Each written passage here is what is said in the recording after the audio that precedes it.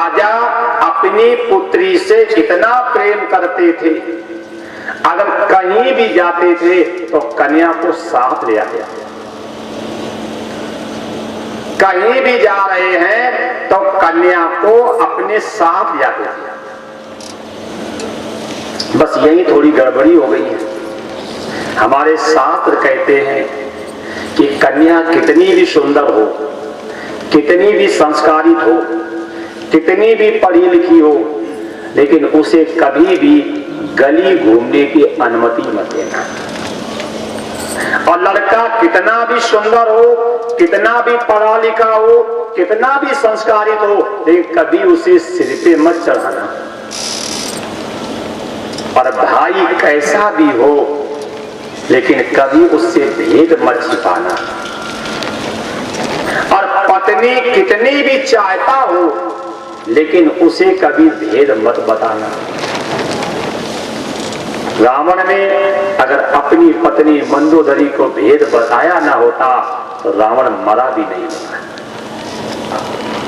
वो गाना भी शायद याद होगा नहीं? बेटी कितनी प्यारी हो पर गली घुमाना ना चाहिए, बेटा कितना प्यारा हो पर सिर पे चढ़ाना ना चाहिए, भैया कितना बैरी हो लेकिन भेद छिपाना ना चाहिए, पत्नी कितनी लाडली हो लेकिन भेद बताना। चारों उल्टे हो गए, चारों उल्टे हो गए। जिस पेट से हम पैदा हुए, उस पेट से भाई पैदा हुआ, भाई पे तो विश्वास नहीं रहा, और जो पराये पेट से आई है उस पे विश्वास हो गया। और जबकि आपको मालूम होगा युधिष्ठिर ने माताओं को श्राप दिया है कि ये बात को पचा नहीं पाएंगे।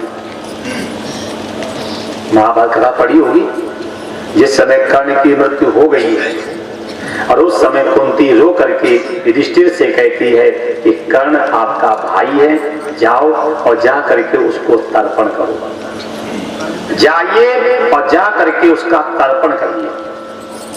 जब युधिष्ठिर को ये बात मालूम हुई तो क्रोध आ गया, और क्रोध में आकर के श्राप दे दिया कि आज के बाद स्त्रियों के हृदय में बात रुकेगी ही नहीं। अब कोई बात हो, आप किसी माता जी से कह दो कि आप मेरी बहुत चाहती हो, हम आपको बता रहे हैं, लेकिन आप किसी दूसरे से मत कहना।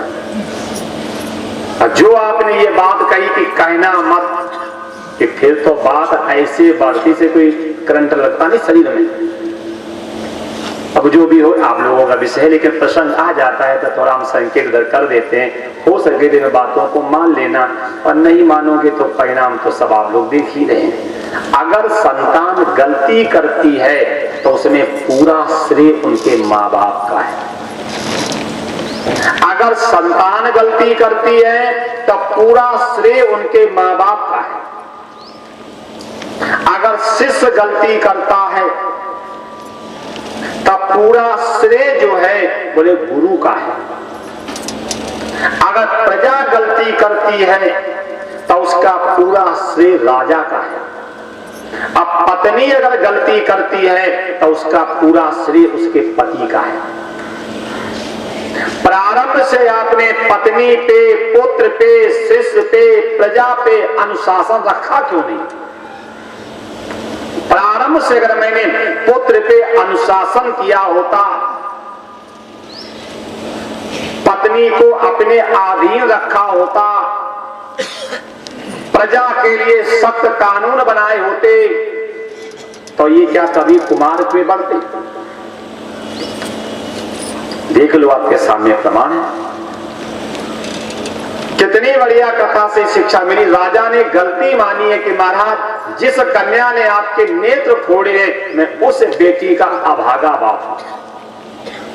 आ गई बात। दुशीलो मात दोषेण। अगर संतान दुष्चरित्र है तो मां का दोष है।